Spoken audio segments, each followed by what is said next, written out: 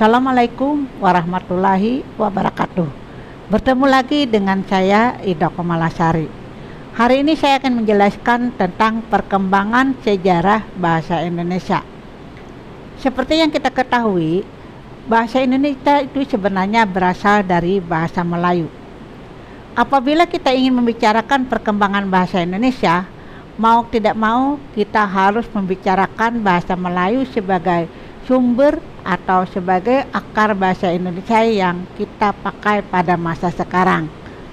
Bahasa Indonesia tumbuh dan berkembang dari bahasa Melayu yang sejak dahulu sudah dipakai sebagai bahasa penutur atau bahasa lingua franca. Bukan saja di Kepulauan Nusantara, melainkan juga hampir di seluruh Asia Tenggara. Ada beberapa sebab kenapa bahasa Melayu dipilih untuk menjadi bahasa Indonesia. Yang pertama adalah bahasa Melayu merupakan bahasa lingua franca. Artinya apa? Bahasa Melayu merupakan alat komunikasi sosial di antara orang-orang yang berlainan bahasanya. Seperti yang kita ketahui bersama bahwa Indonesia itu terdiri dari banyak suku, dan ketika mereka berkomunikasi maka mereka menggunakan bahasa Melayu. Oleh karena itu banyak yang sudah menguasai bahasa Melayu sehingga dipilihlah bahasa Melayu sebagai sumber dari bahasa Indonesia.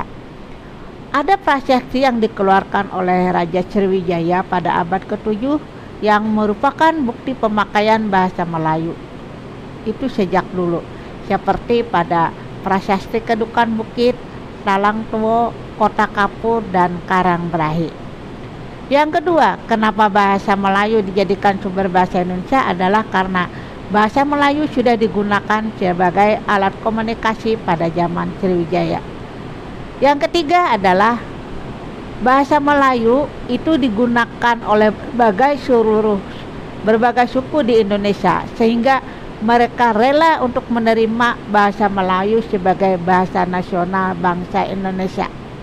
Itu puncaknya pada Kongres Pemuda Indonesia tanggal 28 Oktober 1928 yang melahirkan Teks Naskah Sumpah Pemuda.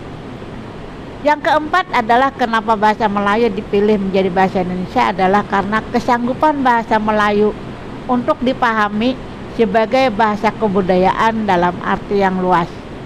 Buktinya dengan keberadaan bahasa Melayu yang merupakan alat perhubungan antar orang-orang yang berlainan bahasanya di Indonesia. Nah, itulah sebab kenapa bahasa Melayu itu menjadi sumber daripada atau menjadi akar daripada bahasa Indonesia. Mudah-mudahan Anda mendapat pencerahan. Wassalamualaikum warahmatullahi wabarakatuh.